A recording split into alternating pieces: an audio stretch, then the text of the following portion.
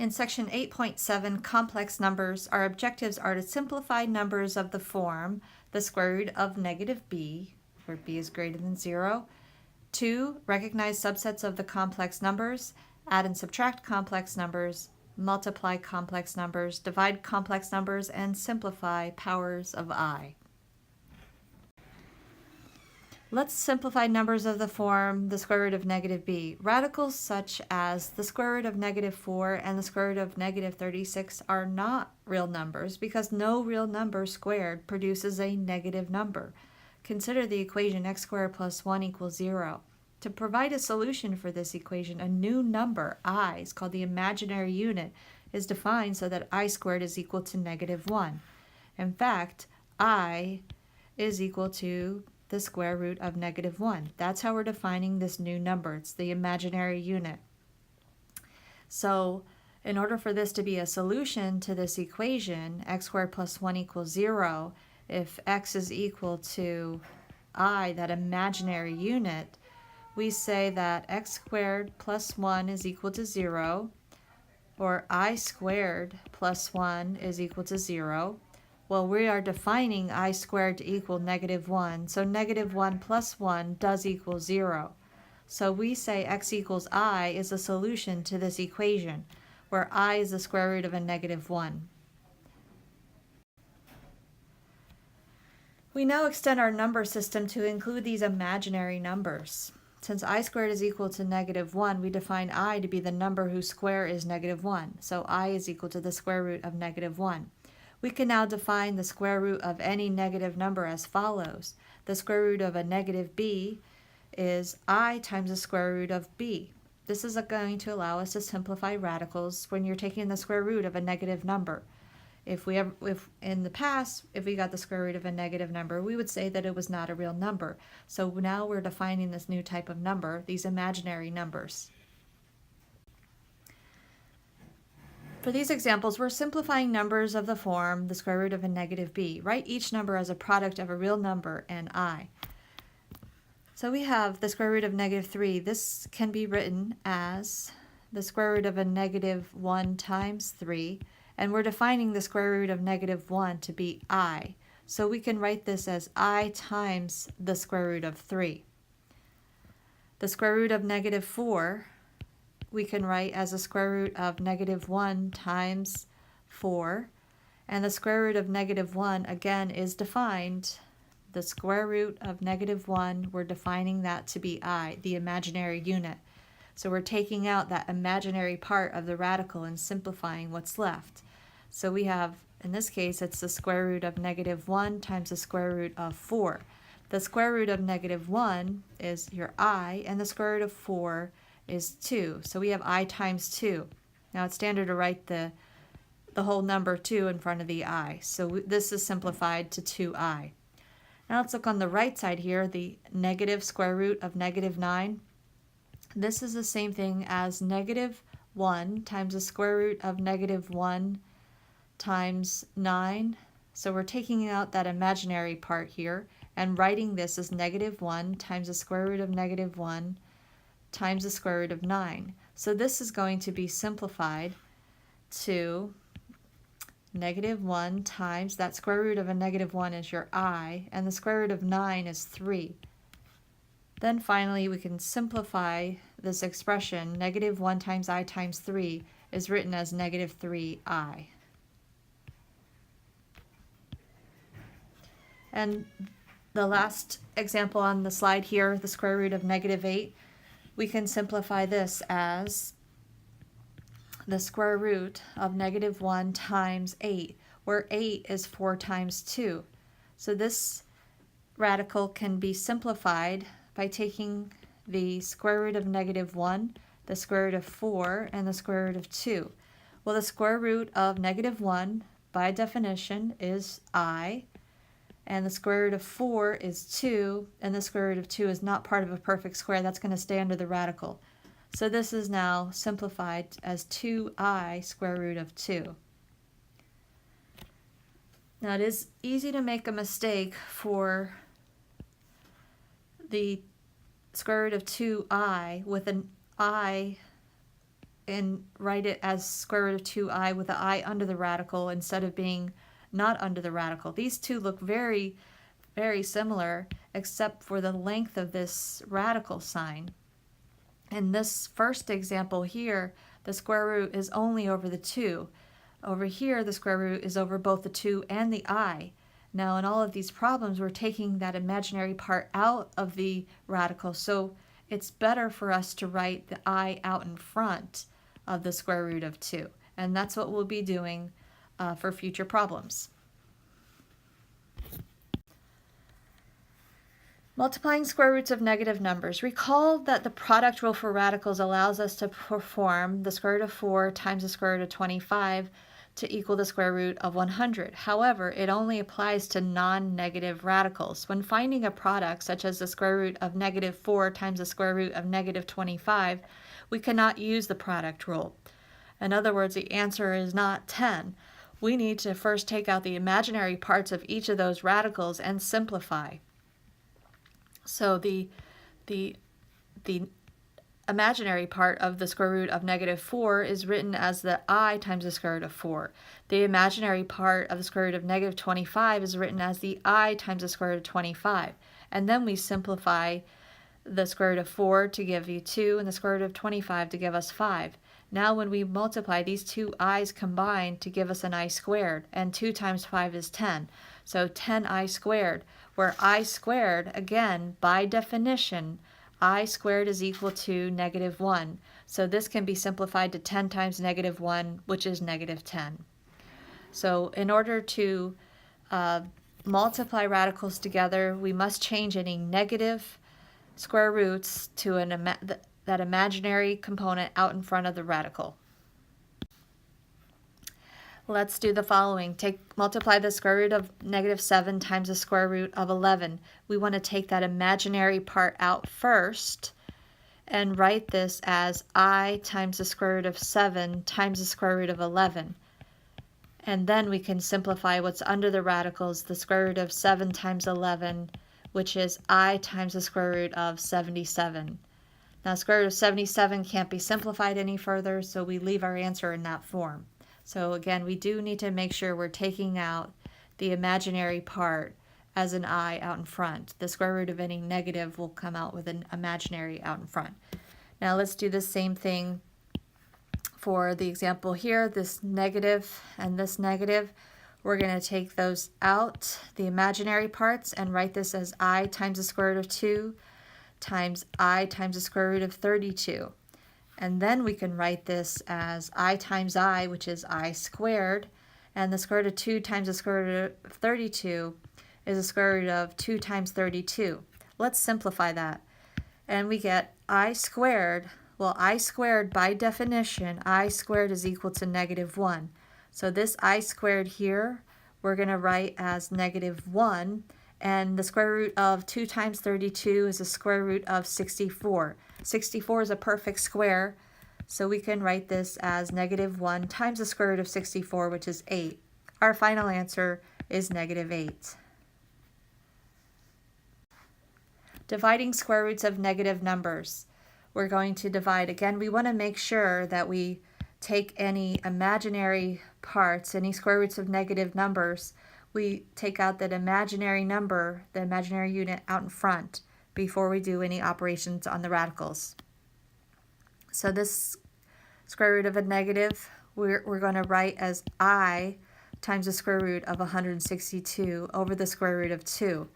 Now both of those radicals can be simplified as to I times the square root of 162 divided by 2. Well, 162 divided by 2 is the square root of 81. And 81 is a perfect square, so we can write this as I times 9. Now it's typical to write that 9 out in front, so we can write our final answer as 9i. Let's take care of the imaginary parts. In the example on the right, the square root of negative 147 divided by the square root of a negative 3. We're going to take out those imaginary parts from both the numerator and the denominator. And we're going to get I times the square root of 147 in the numerator and I times the square root of 3 in the denominator. In this case, the i's will divide out of the numerator and the denominator, and we can write this as the square root of 147 over 3. And 147 divided by 3 is 49, so this is the square root of 49. And the square root of 49, since 49 is a perfect square, square root of 49 can be written simply as 7. So 7 is our simplified radical. Now, since we have introduced this imaginary unit I, we can now talk about other types of numbers. In the past, we've always been dealing with real numbers.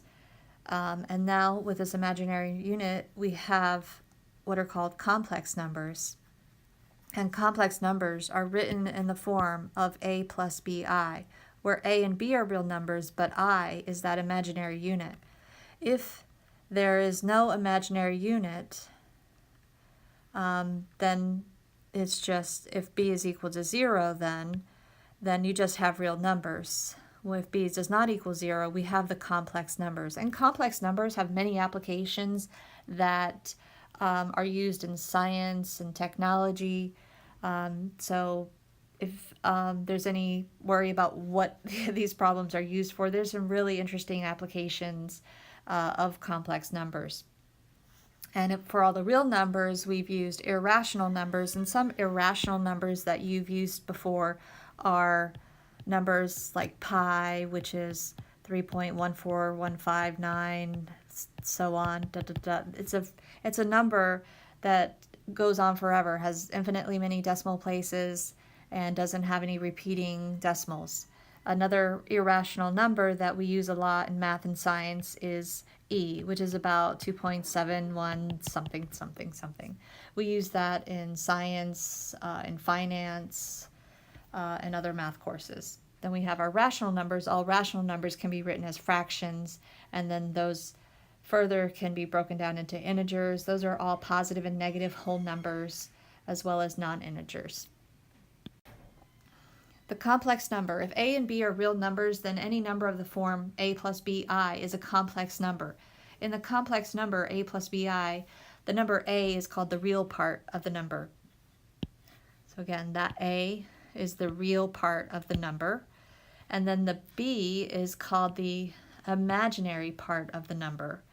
And some examples of complex numbers are 3 plus 7i, negative 11 plus I, 4 minus 8i, and negative 100i. Negative 100i doesn't have a real part to it, so we call that a pure imaginary number.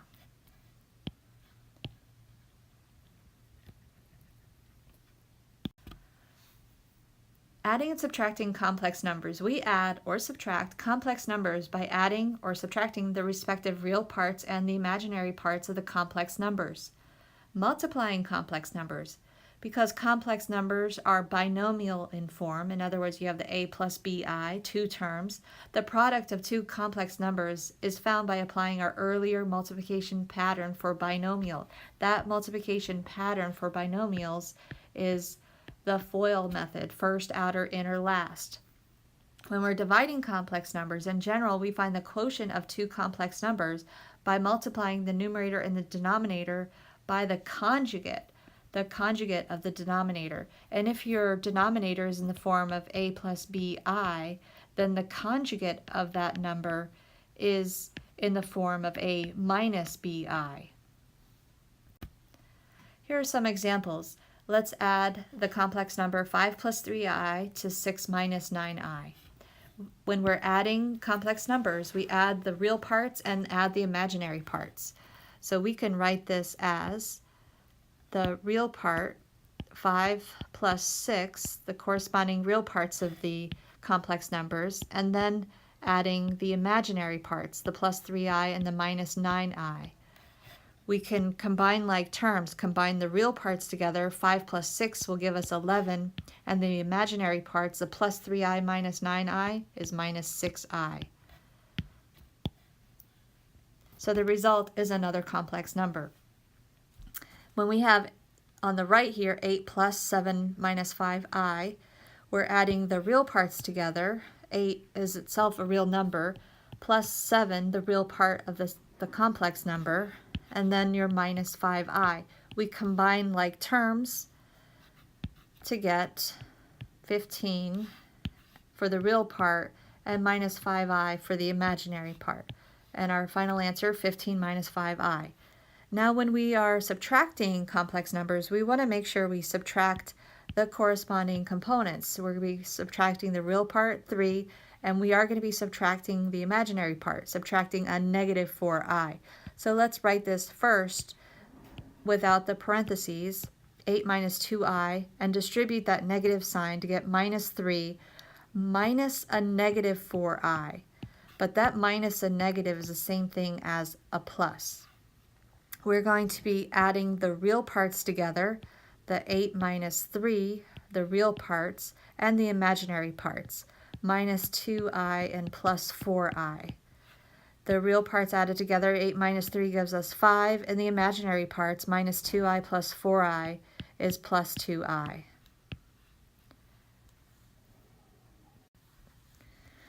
We can multiply complex numbers as well.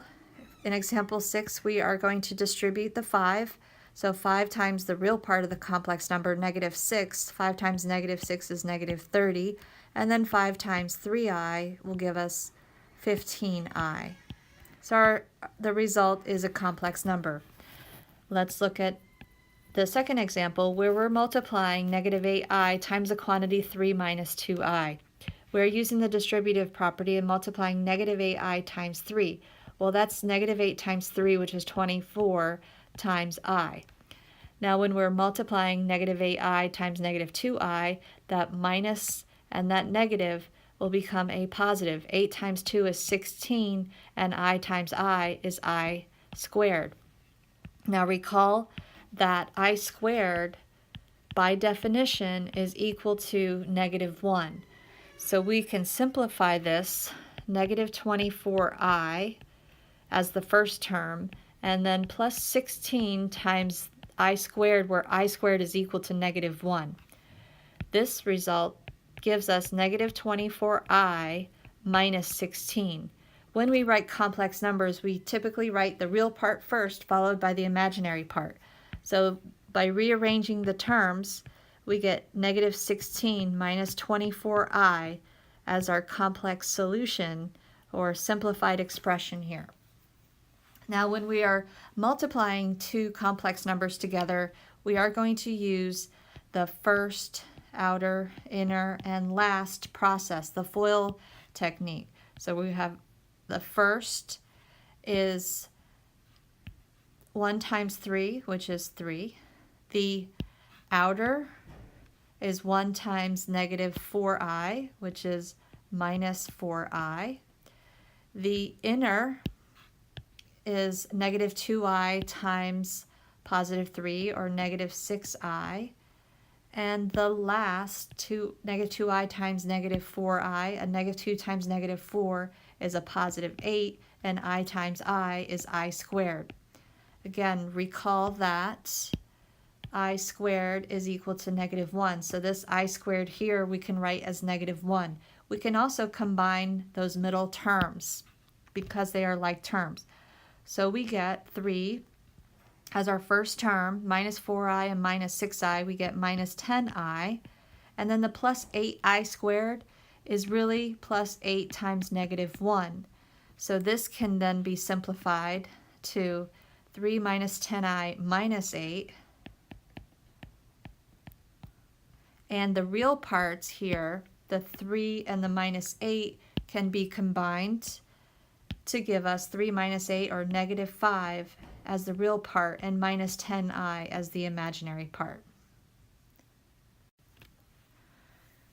All right, this example is a square of a binomial.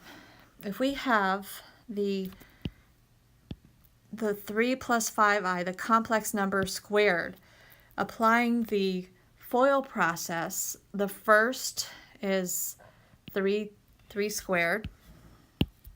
Again, the FOIL process, we would take 3 plus 5i times 3 plus 5i.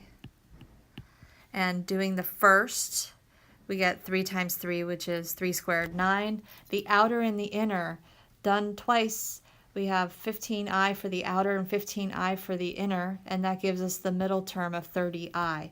And the last term would be 5i times 5i, or 25i squared.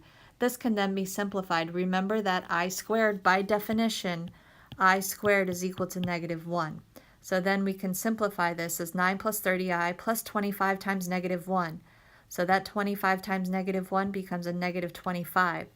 Then we combine the real parts here, the 9 minus 25, to give us negative 16, followed by the imaginary part of plus 30i. So a complex number squared, in this example, gives us another complex number. Now, when we are taking a complex number, which is 2 minus 5i, and multiplying by its conjugate, 2 plus 5i, when we use the FOIL process, the first is 2 times 2, which is 4. The outer and the inner, the outer being a plus 10i and the inner being a negative 10i, because they're conjugates, these middle terms will cancel out.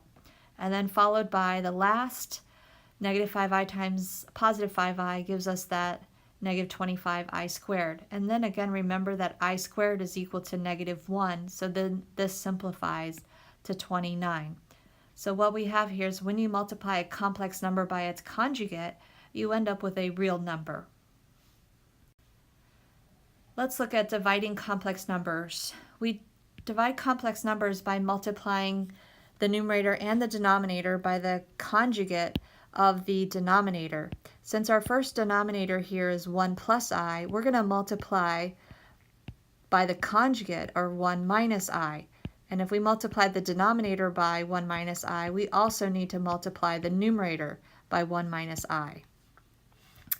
We are going to use the FOIL process for both the numerator and the denominator. The first in the numerator, 2 times 1 is 2, the outer being minus 2i, the inner plus 3i, and the last is negative 3i squared. We can simplify that, which we'll do in our next step. In the denominator, first, outer, inner, last, the first is 1 times 1, the outer is 1 times negative 1, or minus I, the inner is plus I times 1, plus I, and the last is plus I times negative I, or negative I squared.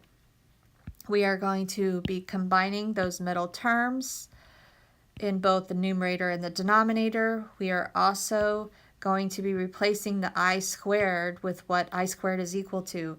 And again, remember that I squared is by definition negative 1. So our problem then becomes, in the numerator, 2, combining the middle terms, minus 2i plus 3i, we get plus I, minus 3 times I squared, but that's minus 3 times negative 1 in the numerator. In the denominator, we combine those middle terms that are opposite, and then minus I squared, which is minus a negative 1. Let's simplify the numerator. We have 2 minus 3 times negative 1. That minus a negative becomes a plus. 2 plus 3 is 5. We have 5 in the numerator, plus I. And in the denominator, 1 minus a negative 1, that minus a negative is a positive as well. So we have 5 plus I over 2. We can leave our answer in this form, or we can write it as the real part being separated from the imaginary part. So we can write this as 5 over 2 plus I over 2, or 1/2 I. So that complex number is written in standard form. Let's do the same thing for the middle example. We have 2 plus I in the numerator over 3 minus 2i in the denominator. To divide complex numbers, we multiply by the conjugate of the denominator. The conjugate of 3 minus 2i is 3 plus 2i, and we are multiplying both the numerator and the denominator by that conjugate, 3 plus 2i. We are doing the FOIL process in both the numerator and the denominator. So when we do the first in the numerator, this is 2. 2 times 3 gives us 6. The outer is plus 4i. The inner is plus 3i. And the last is plus 2i squared, which we'll be able to simplify as well. In the denominator, the first is 3 times 3 is 9. The outer is plus 6i. The inner is minus 6i. And the last is minus 4i squared. We are combining those middle terms in the numerator, the outer and the inner, as well as the outer and the inner in the denominator. We are also replacing that I squared with what the I squared is equal to. So then we get 6 plus the middle terms in the numerator combined to make 7i, and then the plus 2i squared is 2 times negative 1, or minus 2 in the numerator. In the denominator, the first term is 9, the outer and the inner are opposites, so we have minus 4 times negative 1, or a plus 4. Then we can write the numerator by combining the real parts, 6 minus 2, to get 4 plus 7i. And in the denominator, 9 plus 4 is 13. So we can write it like this, or we can typically write this in the standard form for a complex number, separating the real part, which is 4 over 13, from the imaginary part, 7 over 13i. All right, let's take a look at the last example on the right side of this slide. We are going to be multiplying by, well, the I itself is just our basic imaginary unit. We can multiply, in this case, we can multiply the denominator by I as long as we multiply the numerator by I. When we multiply by I, we can distribute in the numerator to get 7i minus 4i squared in the numerator. In the denominator, we get I squared. We are replacing those I squares with what I squared is equal to, which is negative 1. So we get in the numerator 7i, and minus 4 times I squared, if I is negative 1, this is going to be plus 4. And then in the denominator we have I squared, which is negative 1. We can divide each of those by negative 1 to get 7 divided by negative 1, or negative 7i, plus 4 divided by negative 1, which is minus 4. Again, we want to write this complex number in standard form with the real number first, negative 4 minus 7i.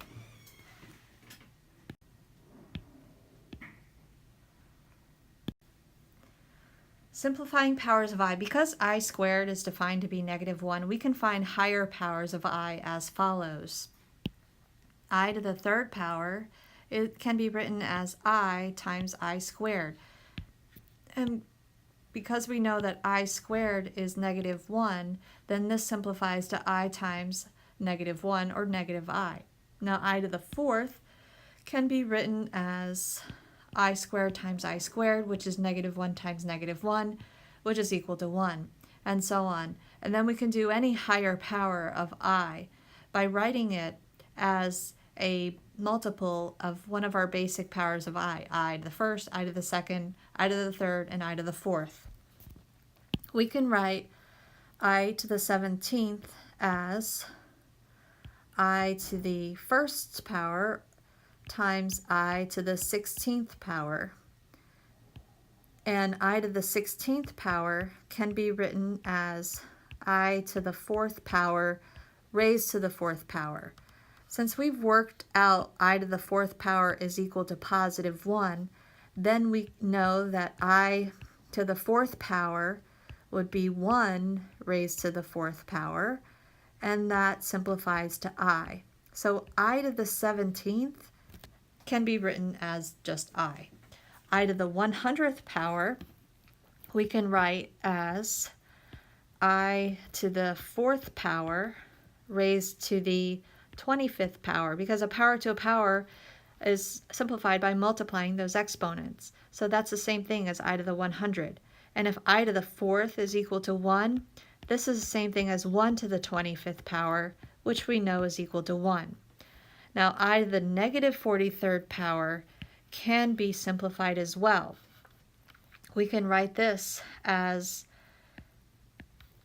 I to the negative 44 power times I to the first power. And that still gives you, when you combine the bases here, it still gives you I to the negative 43rd power. Well, I to the 44th power, or the negative 44 power, can be written as 1 over I to the 44th power times I to the first power. And I to the 44th power, that's a multiple of 4, so it's I to the 4th to the 11th power times I.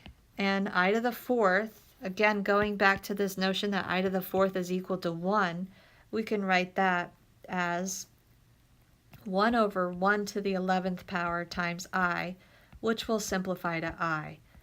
So it actually is pretty interesting that all these powers of I can be reduced.